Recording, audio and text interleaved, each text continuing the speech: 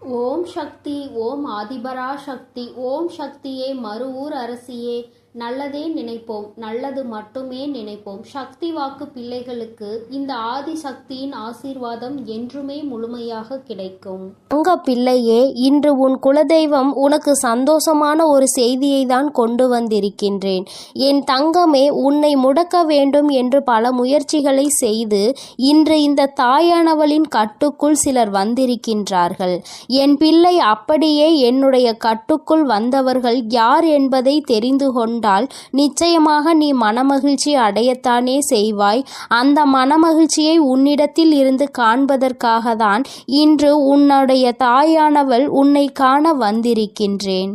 என் தங்கமே, உன்னுடைய வாழ்க்கையில் உன்னை சுற்றி சூழ்ச்சிகள் பலவிதமாக நடந்தது.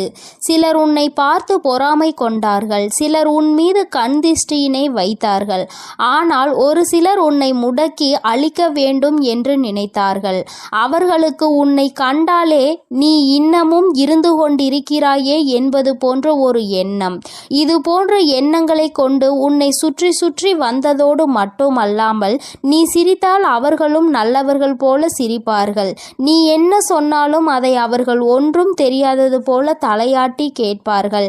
எல்லா விஷயங்களை தெரிந்து வைத்து கொண்டே உன்னிடத்தில் ஒன்றும் தெரியாதது போல நடித்து கொண்டிருந்தார்கள். இது போன்று உன் வாழ்க்கையில் உன்னை அழிக்க சூழ்ச்சிகளை செய்தவர்கள் என் தங்கமே, நீ சில நேரங்களில் உன் வாழ்க்கையில் என்ன நடக்கிறது என்று புரியாமல் தவித்து நின்று கொண்டிருப்பாய். நமக்கு யாரேனும் எதையும் செய்து விட்டார்களா, நம்மை அழிக்க நினைக்கின்றார்களா, நமக்கு செய்வினைகளை செய்து விட்டார்களா என்று எண்ணி நீ பயந்து கொண்டிருக்கிறாய். ஏனென்றால் வாழ்க்கையில் வருகின்ற பிரச்சனைகள் ஒவ்வொன்றும் அப்படி உன்னை புரட்டி எடுத்து ஒன்று போனால் அடுத்தது ஒன்று மீண்டு வர முடியாமல் நீ தவித்து நின்று கொண்டிருக்கின்றாய். பல நேரங்களில் யாரோ உன்னை முடக்கி போட்டது போல அடுத்த அடி கூட எடுத்து வைக்க முடியாமல் நீ தவித்து நின்று கொண்டிருக்கின்றாய் என் தங்கமே. ஆனால் அந்த நேரத்தில் எல்லாம் நீ இந்த தாயானவள் என்னை அழைத்து அதிலிருந்து விடுபட்டு சென்றிருக்கின்றாய். என் பிள்ளையே, இதையெல்லாம் உன் அம்மா நான் பார்த்து கொண்டிருந்தேன் அல்லவா? அப்படியானால் இதற்கு ஒரு முடிவினை நாம் கொடுத்துவிட வேண்டும் என்று நான் எண்ணிவிட்டேன். அதைதான் உன்னுடைய வாழ்க்கையில் நான் செயல்படுத்த தொடங்கினேன். அந்த நேரத்தில் தான் நான் புரிந்து கொண்டேன், இதற்கெல்லாம் காரணம் உனக்கு மிகவும் நெருக்கமானவர்கள், உன்னோடு இருக்கின்றவர்கள், உன்னோடு நல்லபடியாக பேசி கொண்டிருக்கின்றவர்கள் என்று. என் தங்கமே, நான் இந்த விஷயத்தை தெரிந்து கொண்ட நேரத்தில் முதலில் அவர்களை முடக்கி விடலாம் என்று நினைத்த பொழுதுதான் நான் புரிந்து கொண்டேன். அவர்கள் செய்த தவறை நாம் செய்ய வேண்டாம். எல்லோருக்கும் குடும்பம் என்ற ஒன்று இருக்கின்றது. அவர்கள் தனிப்பட்ட மனது என்ன சொல்கின்றதோ அதை செய்கின்றார்களே தவிர மற்றபடி அவர்களை சுற்றி இருப்பவர்கள் எல்லாம் அவர்களுக்கு வேண்டியவர்கள் எல்லாம் நன்றாக இருக்க வேண்டும் என்றுதான் அவர்கள் நினைக்கின்றார்கள் என்று. என் பிள்ளையே, என்னதான் இருந்தாலும் ஒருவரை நாம் பழிவாங்க வேண்டும் என்று நினைத்தாலும் அவர்களை சார்ந்து இருப்பவர்களின் வாழ்க்கையும் இதில் அடங்கி இருக்கிறது என்பதை நாம் நிச்சயமாக யோசிக்க வேண்டும். அவர்கள் நினைப்பது போல நாமும் யார் எக்கேட கெட்டு போனால் நமக்கென்ன என்று இருந்துவிடக் கூடாது அல்லவா?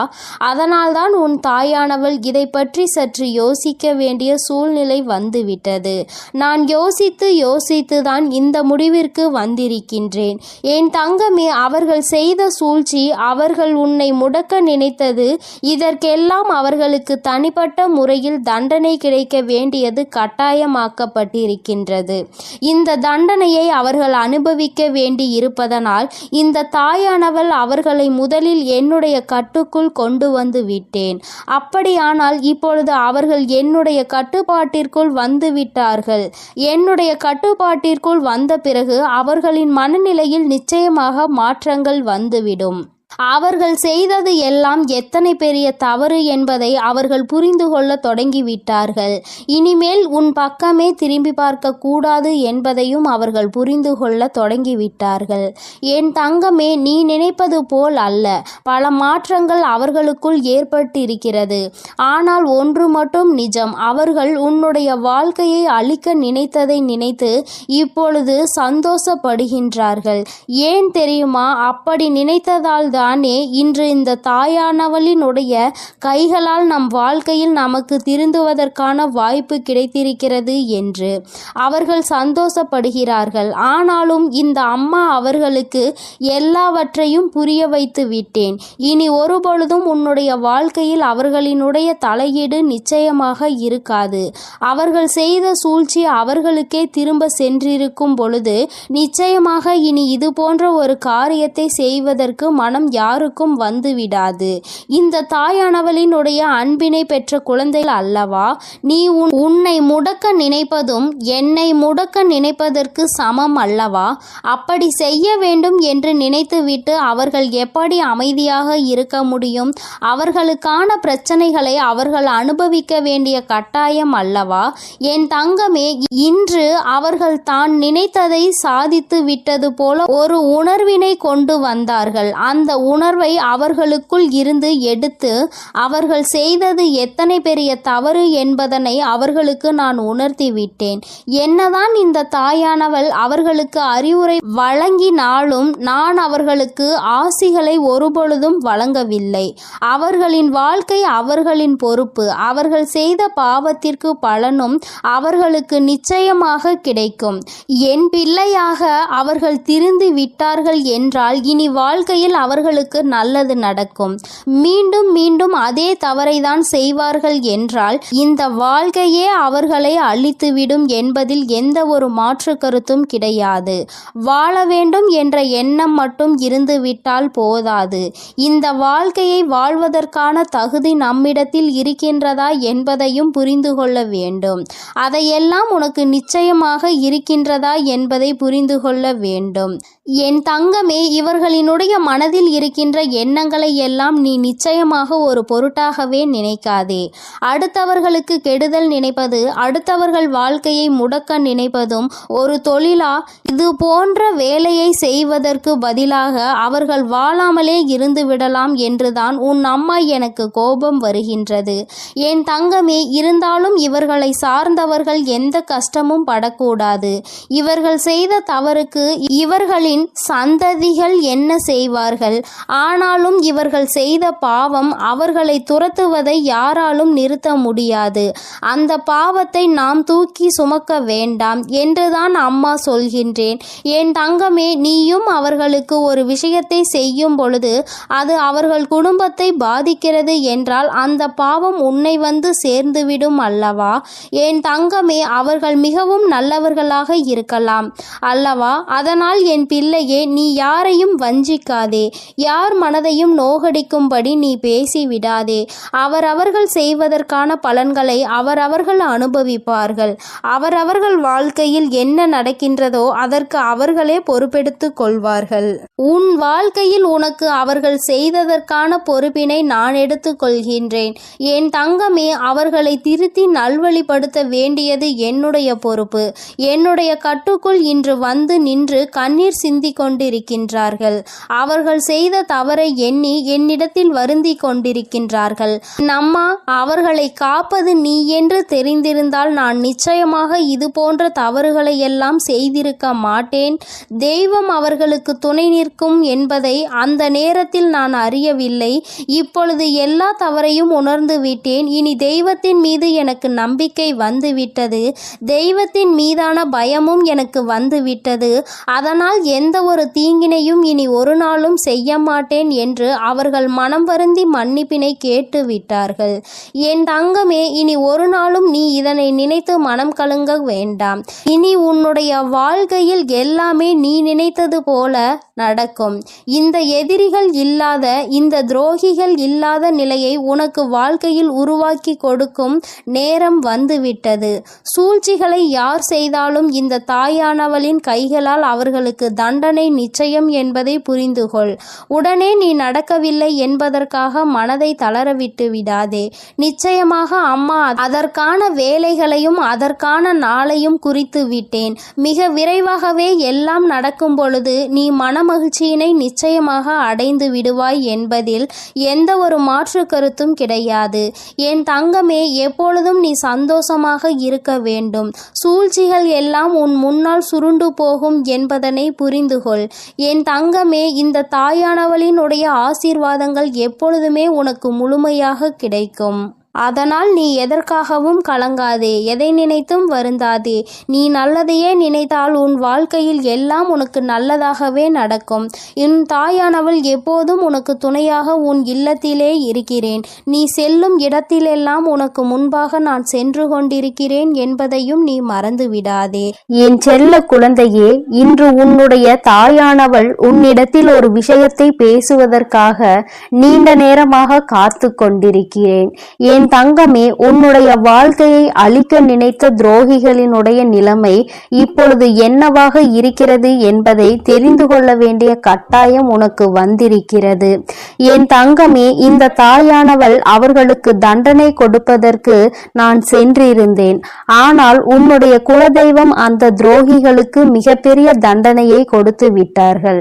என் தங்கமே, அது என்னவென்று நீ தெரிந்து கொள்ள வேண்டிய கட்டாயம் இப்பொழுது உனக்கு ஏற்பட்டிருக்கிறது. அதற்கு காரணம் என்ன தெரியுமா?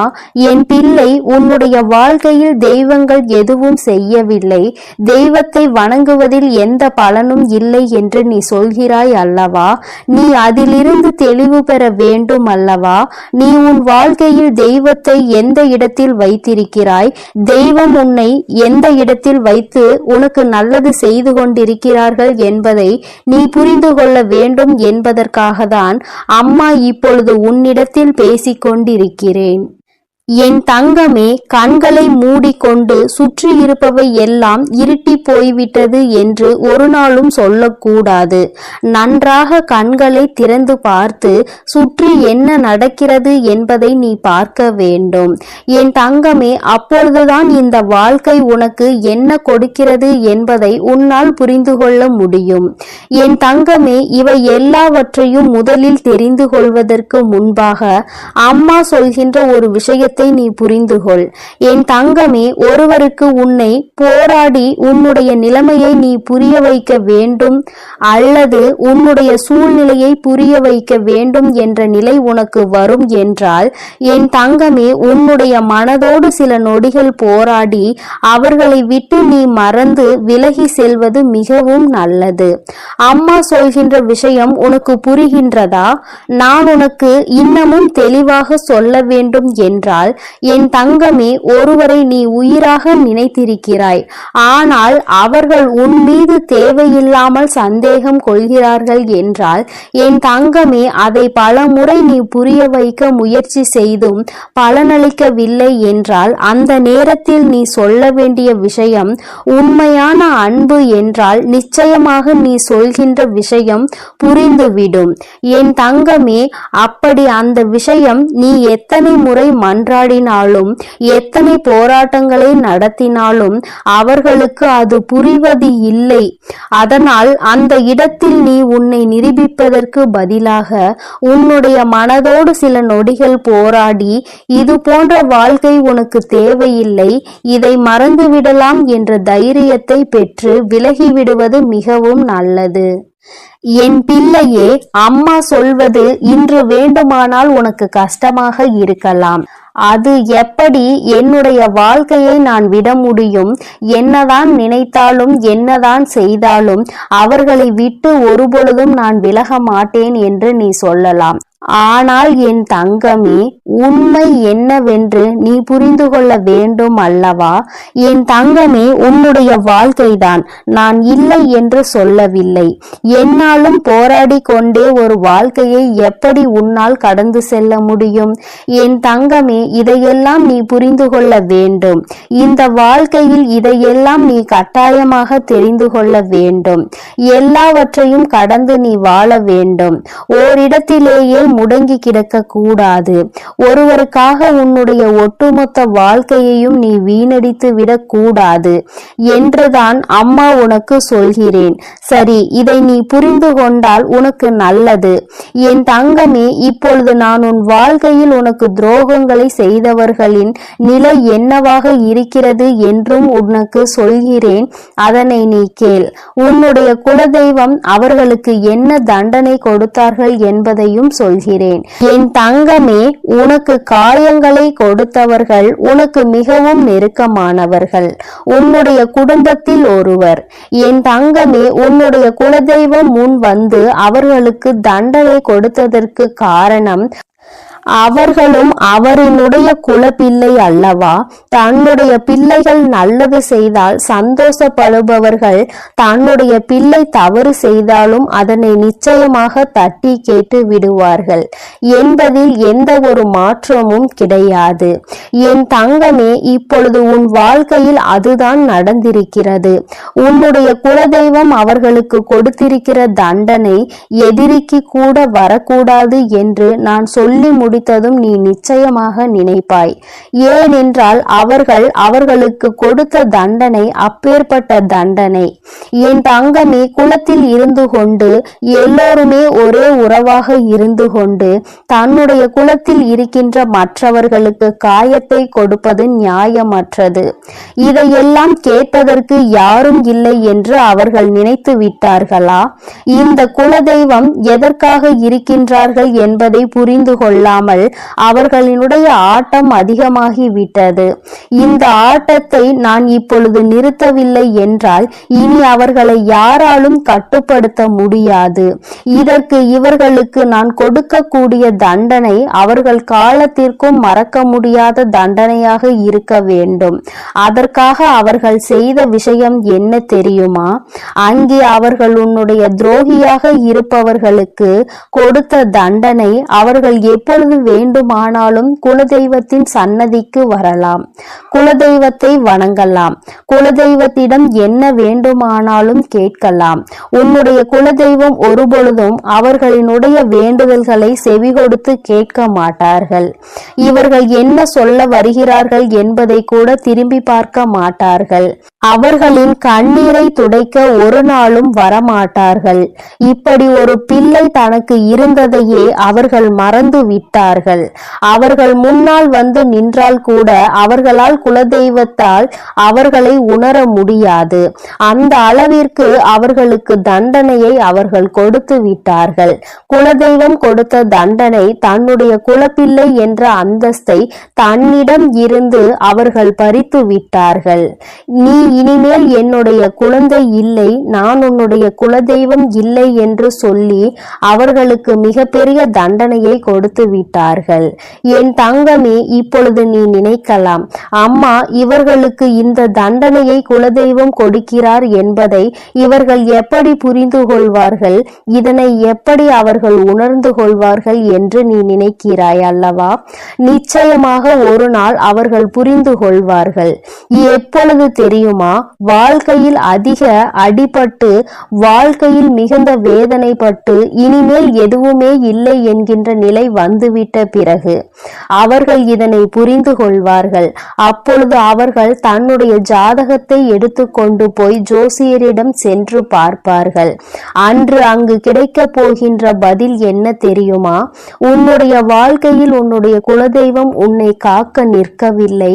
நீ உன்னுடைய குலதெய்வத்திடம் இருந்து ஒதுங்கி வைக்கப்பட்டிருக்கிறாய். நீ செய்த பாவங்கள் எல்லாம் உன்னை துரத்தி அடித்து கொண்டிருக்கிறது. அதனால் உன் குலதெய்வம் உனக்கு கொடுத்த தண்டனையில் இருந்து உன்னால் ஒருபொழுதும் தப்ப முடியாது. ஒருவேளை நீ மனம் திருந்தி விட்டாயானால் இனிமேல் யாருக்கும் எந்த தவறுகளும் செய்ய மாட்டாய் என்றால் உன்னை மன்னிக்க வேண்டியது உன்னுடைய குலதெய்வம்தான். ஏனென்றால் இன்று உன்னுடைய இந்த நிலைக்கு அவர்கள் உன்னை ஒதுக்கி வைத்ததுதான், அவர்கள் உன்னை கண்ணெடுத்து பாராமல் இருப்பதுதான் காரணம். அதனால் அவர்களின் காலடிதான் உனக்கு நிரந்தரமான தீர்வு என்பதை அவர்கள் புரிய வைப்பார்கள். என் தங்கமே, இது போன்ற சூழ்நிலையை அவர்கள் வாழ்க்கையில் நான் உருவாக்கி கொடுத்து விடுவேன். அதனால் யார் என்ன கெடுதல் செய்தார்கள் என்பதை எல்லாம் நினைத்து நீ வேதனைப்பட்டு கொண்டிருக்காதே. துரோகங்கள் செய்பவர்களும் மற்றவர்கள் வாழ்க்கையை கெடுப்பவர்களும் நல்லபடியாக வாழ்ந்து கொண்டிருக்கிறார்கள் என்று நீ ஒருபொழுதும் நினைத்து கொண்டிருக்காதே. என் தங்கமே, உன்னுடைய எண்ணங்கள் போல இந்த வாழ்க்கையில் நிச்சயமாக பல நல்ல விஷயங்களை இந்த தாயானவள் சொன்னால் நான் உனக்கு நடத்தி காட்டுவேன். இன்று உன்னுடைய துரோகியின் நிலை என்னவென்பதை நீ புரிந்து கொண்டாய் அல்லவா? நான் உனக்கு சொல்வதும் இதைத்தான். துரோகிகள் செய்தது போல அவருடைய வாழ்க்கையில் யாருக்கும் எந்த ஒரு துரோகத்தையும் நீ செய்துவிடக் கூடாது. அதில் எப்பொழுதுமே நீ அதிக கவனத்தோடு இருக்க வேண்டும். இந்த வாழ்க்கையில் உனக்கு எதுவெல்லாம் கிடைக்க வேண்டும் என்று இருக்கின்றதோ அதையெல்லாம் நீ சந்தோஷமாக பெற்றுக்கொள்ள வேண்டும். எந்த ஒரு சூழ்நிலையிலும் குலதெய்வத்தின் சாபத்திற்கும் குலதெய்வத்தினுடைய வேதனைக்கு மட்டும் நீ ஆளாகி நின்றுவிடக் கூடாது. இது ஒன்றே போதும் உன்னை நல்ல நிலைக்கு கொண்டு வருவதற்கு. என் அன்பு பிள்ளையே, இந்த தாயானவளினுடைய ஆசீர்வாதங்கள் உனக்கு எப்பொழுதும் முழுமையாக இருக்கும். அதனால் நீ எதற்காகவும் கலங்காதே, எதை நினைத்தும் வருந்தாதே. நீ நல்லதையே நினைத்தால் உன் வாழ்வில் எப்பொழுதும் உனக்கு நல்லது மட்டுமே நடக்கும். என் அன்பு குழந்தையே, உன் வாழ்க்கையில் நினைத்து பார்க்காத அளவிற்கு உன்னை ஏமாற்றிய உறவு இப்பொழுது என்ன நிலையில் இருக்கிறது என்பதை தாயானவள் உனக்கு தெரியப்படுத்த போகிறேன். இதற்கான காரணம் என்னவென்று தெரியுமா? என்னை ஏமாற்றியவர்களை நீங்கள் சந்தோஷமாக வாழ வைத்து விட்டீர்கள் தாயே. கஷ்டம் என்று தெரிந்தும் அனைத்து கஷ்டங்களையும் நான் அனுபவித்து கொண்டிருக்கின்றேன். என் வாழ்க்கையில் எனக்கு மட்டும் கஷ்டத்தை கொடுத்து விட்டீர்கள். நான் நல்ல பாதையில் தான் சென்றேன், நான் நல்லதை தான் செய்தேன். ஆனாலும் உங்களை நம்பிய பிறகும் இப்பேற்பட்ட ஏமாற்றம் என் வாழ்வில் நடந்து விட்டதே. ஆனாலும் என்னை ஏமாற்றிய உறவுகள் இன்னும் சந்தோஷமாக வாழ்ந்து கொண்டுதான் இருக்கிறார்கள் தாயே. நீங்கள் அவர்களை நன்றாக தான் வாழ வைத்து கொண்டிருக்கிறீர்கள் தாயே என்று என் குழந்தை என்னிடம் கோபம் கொண்டது. என் அன்பு குழந்தையே, அன்று அந்த கோபம்தான் இன்று உன் அன்னை உன்னை ஏமாற்றிய உறவிற்கு இந்த தண்டனையை அளித்து விட்டேன். ஆனால் நீ அதை கனவில் கூட நினைத்து பார்க்காத அளவிற்கு என்னுடைய லீலைகள் உன்னை ஏமாற்றிய உறவிற்கு நடந்தது. என்னவென்று சொல்கிறேன், பொறுமையோடு கேள் தங்கமே. என் அன்பு குழந்தையே, உன் வாழ்க்கையில் உன்னை ஏமாற்றி எப்படி உன்னை மரண வழியில் துடிக்க வைத்தார்களோ அதைவிட மிகப்பெரிய மரண வழியில் அங்கு இப்பொழுது அவர்கள் துடித்து கொண்டு இருக்கிறார்கள். இது எப்படி சாத்தியமானது தாயே என்று நீ என்னிடம் கேட்கலாம். என் அன்பு குழந்தையே, கர்ம வினை என்பது நிச்சயமாக எவரையும் விட்டுவிடாது. அது நல்ல விஷயமாக இருந்தாலும் தேடி கொண்டு போய் கொடுக்கும், கெட்ட விஷயமாக இருந்தாலும் எப்பேற்பட்ட விஷயத்தை செய்தார்களோ அதைவிட பல மடங்கு கர்ம வினைகளை அவர்களுக்கு அவர்களின் வாழ்க்கையில் வந்தே கொடுத்துவிடும். ஆனால் உன்னை ஏமாற்றியது ஒரு பாகம்தான். சில நபரின் பேச்சை கேட்டு உன் உறவு உன்னை அலட்சியப்படுத்தியும் தேவையற்ற செயல்களை செய்கிறாய் என்று தேவையற்ற விஷயங்களை பேசி உன் எப்பேற்பட்ட நல்ல உள்ளத்தை கண்ணாடி உடைப்பது போல் உடைத்தார்கள் அல்லவா? இப்பொழுது உன் உறவின் மனதையும் ஒருவர் பல கண்ணாடிகளை உடைப்பது போல் உடைத்து விட்டார். அதனால் இப்போதுதான் உன் உறவிற்கு புரிகிறது, நாம் ஒருவரை அன்று அப்படித்தானே ஏமாற்றினோம் என்று. அன்று அவர்களுக்கு எப்படி வலுத்திருக்குமோ அந்த பாவத்தில்தான் இப்பேற்பட்ட கஷ்டங்களை இப்பொழுது நான் அனுபவித்துக் கொண்டிருக்கிறேன் என்று. இப்படிப்பட்ட கஷ்டத்தை வாழ்வதை விட நாம் மரணம் மேல் என்று அப்பேற்பட்ட பரிதாப நிலையில் உன் உறவு இப்பொழுது அழுது கொண்டிருக்கிறது உன்னை நினைத்து.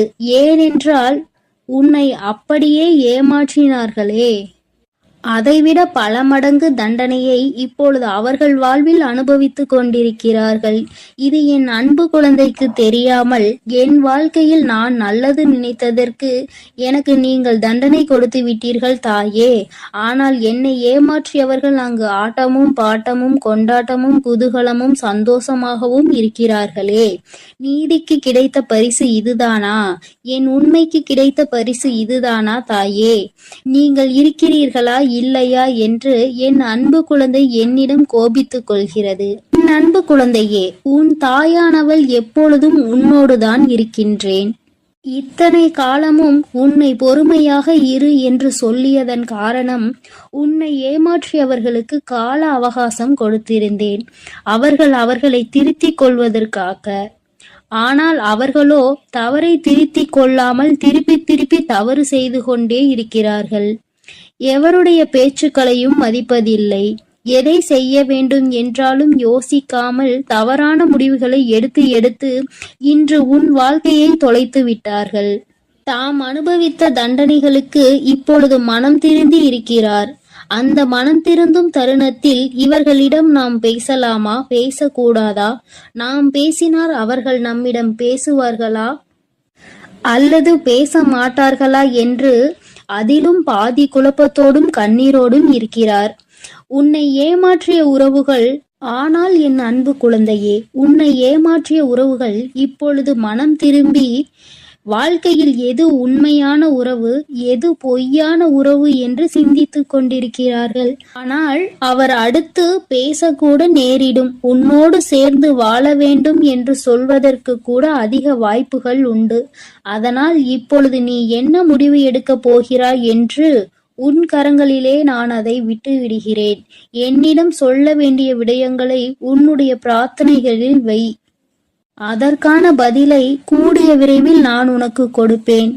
எது வேண்டுமானாலும், என்ன வேண்டுமானாலும் உன் அன்னையிடம் உன் மனதில் பட்டதை அப்படியே சொல்லிவிடு. அதற்கான பதிலை உன் தாய் நாளையே கொடுக்கிறேன். என் தங்க பிள்ளையே, கூடிய விரைவில் என் கையில் இருந்து மிகப்பெரிய விஷயத்தை நீ பெறப்போகிறாய். உன்னுடைய கண்ணீர் அனைத்தும் ஆனந்த கண்ணீராய் மாறப்போகிறது. அதனால் தைரியமாக இரு. கூடிய விரைவில் அனைத்தும் நல்லதாக நடக்கும். என் தங்க பிள்ளையே, சில உறவுகளால் பல கஷ்டங்களையும் பல கண்ணீரையும் சிந்திவிட்டாய். இனிமேல் தைரியமாக இரு. உன் கண்ணீருக்கு பலனை நான் கொடுக்கிறேன். ஒவ்வொரு தருணமும் மாற்றம் உண்டாகும். உன் வாழ்க்கையில் மகிழ்ச்சியும் உண்டாகும். நீ எதை நினைத்தும் இனி கலங்க வேண்டாம். அவர்கள் அப்படி உன்னிடத்தில் வந்தால் நீ என்ன செய்ய வேண்டுமோ அதை நீ யோசித்து, ஒரு முறைக்கு 100 முறை யோசித்து செயல்படு. ஐயோ, நம் உறவு நம்மிடத்தில் வந்து விட்டார்களே என்று உடனே அவர்கள் சொல்வதையெல்லாம் கேட்டு மீண்டும் கண்ணீர் வடிக்க ஆரம்பித்து விடாதே. ஏனென்றால் அவர்கள் உன்னை முழுமையாக ஏற்றுக்கொண்டாலும் முழுமையாக திரிந்து விட்டார்களா என்பது நீ அவர்களோடு பழகும்போதுதான் உனக்கு புரியும். உனக்கு என்ன வேண்டுமானாலும் உன்னுடைய பிரார்த்தனையில் வை. உனக்கு என்ன கேள்வி கேட்க வேண்டுமானாலும் உன்னுடைய பிரார்த்தனையில் வை. அதற்கு எப்பொழுதும் பதில் கொடுக்க நான் தயாராக இருக்கிறேன். நான் உன்னோடு தான் இருக்கிறேன். உன் அருகிலேயே தான் இருக்கிறேன். இனி நீ எதை நினைத்தும் கலங்க வேண்டாம். எதற்காகவும் வருந்த வேண்டாம். நல்லதே நினை. உன் வாழ்வில் எப்பொழுதும் உனக்கு நல்லது மட்டுமே நடக்கும். என் அன்பு பிள்ளையே, இதுவரை நீ அழுது கொண்டிருந்த நாட்கள் எல்லாம் முடிந்து விட்டது. இனி வரப்போகும் நாட்கள் உனக்கு நல்லதாகவே அமையும். ஓம் சக்தி, ஓம் ஆதிபரா சக்தி, ஓம் சக்தி, ஓம் ஆதிபரா சக்தி, ஓம் சக்தி, ஓம் ஆதிபரா சக்தி, ஓம் சக்தி, ஓம் ஆதிபரா சக்தி. ஓம் ஸ்ரீ வராஹிதாயே போற்றி போற்றி. ஓம் ஸ்ரீ வராஹிதாயே போற்றி போற்றி. பஞ்சமியின் நாயகியே போற்றி போற்றி. சிம்ம வாகினியே போற்றி போற்றி. என் அன்பு பிள்ளையே, உன்னுடைய தாயானவள் எப்பொழுதும் உன்னுடனே இருந்து உனக்கான அனைத்தையும் நான் சரி செய்து கொடுப்பேன் என்ற நம்பிக்கையோடு நீ இருந்தால் போதும். உனக்கு கஷ்டம் வரும் நேரங்களிலெல்லாம் என்னுடைய நாமத்தை நீ உரக்கச் சொல்லிக்கொண்டே இரு.